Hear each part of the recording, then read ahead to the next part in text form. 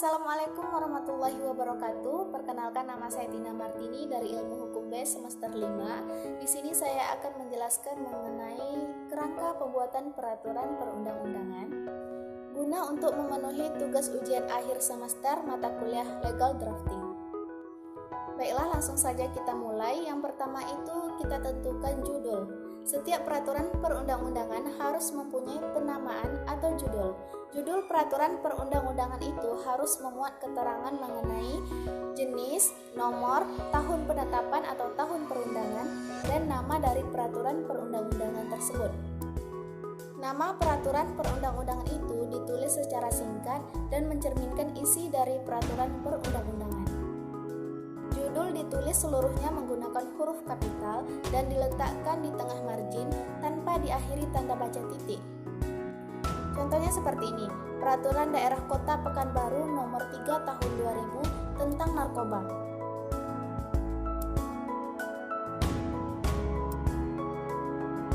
Jika peraturan perundang-undangan itu merupakan perubahan dari undang-undang sebelumnya, maka pada judul peraturan perundang-undangan itu ditambahkan frase atas nama depan peraturan perundang-undangan.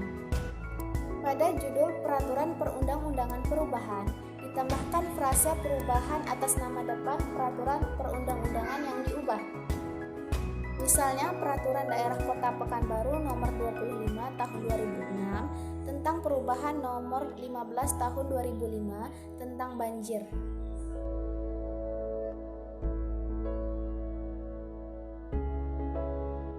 Selanjutnya pembukaan. Pembukaan peraturan perundang-undangan terdiri dari frase, jabatan, considerans, dasar hukum, dan diktum. Pada pembukaan tiap jenis peraturan perundangan, sebelum ditulis nama jabatan pembuat peraturan, maka dicantumkan terlebih dahulu frase dengan rahmat Tuhan Yang Maha Esa.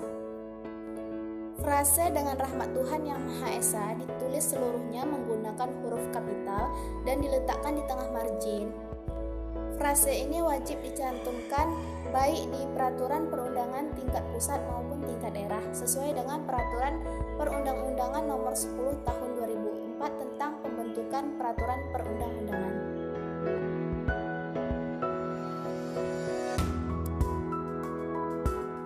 Kerangka selanjutnya yaitu adalah jabatan. Jabatan ini adalah sebutan bagi suatu lembaga atau pejabat yang akan mengesahkan atau menetapkan peraturan perundang-undangan. Misalnya jabatan presiden untuk peraturan pemerintah atau peraturan presiden, kemudian jabatan bupati untuk peraturan pemerintah kabupaten, dan lain-lainnya. Jabatan ini ditulis dengan menggunakan huruf kapital dan diletakkan di tengah margin, diakhiri dengan tanda baca koma.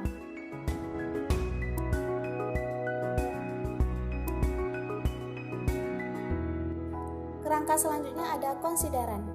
Konsideran memuat uraian singkat mengenai pokok-pokok pikiran ataupun latar belakang yang menjadi alasan terbentuknya undang-undang tersebut. Tiap-tiap pokok pikiran diawali dengan huruf abjad dan dirumuskan dalam suatu kalimat, diawali dengan kata bahwa, kemudian diakhiri dengan tanda baca titik koma. Kerangka yang selanjutnya adalah dasar hukum. Dasar hukum diawali dengan kata mengingat. Dasar hukum memuat dasar kewenangan pembuatan peraturan perundang-undangan dan peraturan perundang-undangan yang memerintahkan untuk membuat peraturan perundang-undangan tersebut. Peraturan perundangan yang digunakan sebagai dasar hukum hanya boleh jika tingkatannya sama ataupun lebih tinggi. Peraturan perundangan yang akan dicabut ataupun belum disahkan tidak boleh dicantumkan sebagai dasar hukum.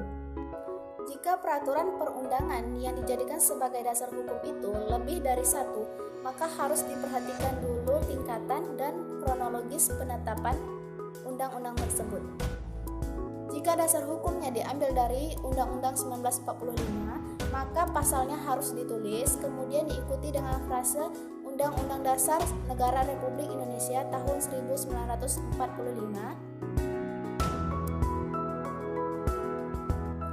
Kerangka selanjutnya yaitu diktum. Diktum terdiri dari kata memutuskan, menetapkan, dan nama peraturan perundang-undangan. Kata memutuskan ditulis dengan menggunakan huruf kapital, diletakkan di tengah margin, dan diakhiri dengan tanda baca titik dua. Pada peraturan daerah, sebelum kata memutuskan, maka perlu dicantumkan frase dengan persetujuan bersama Dewan Perwakilan Rakyat Daerah, kemudian cantumkan nama daerahnya. Kemudian ditambahkan dengan kata dan gubernur atau bupati atau wali kota, kemudian tuliskan nama daerahnya. Seluruhnya ditulis menggunakan huruf kapital dan diletakkan di tengah margin.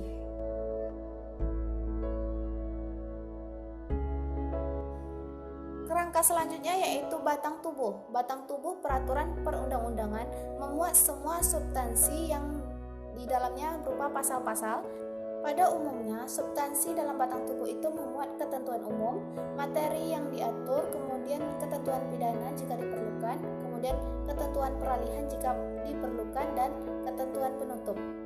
Kerangka selanjutnya adalah penutup. Penutup ini merupakan bagian akhir peraturan perundang-undangan yang memuat rumusan perintah pengundangan dan penempatan peraturan perundang-undangan dalam lembaran negara Republik Indonesia, berita negara Republik Indonesia, lembaran daerah, ataupun berita daerah.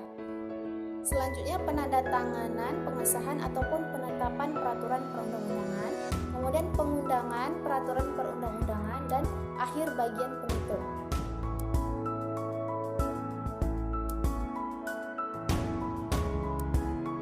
Demikian penjelasan dari saya, lebih dan kurang saya mohon maaf. Wassalamualaikum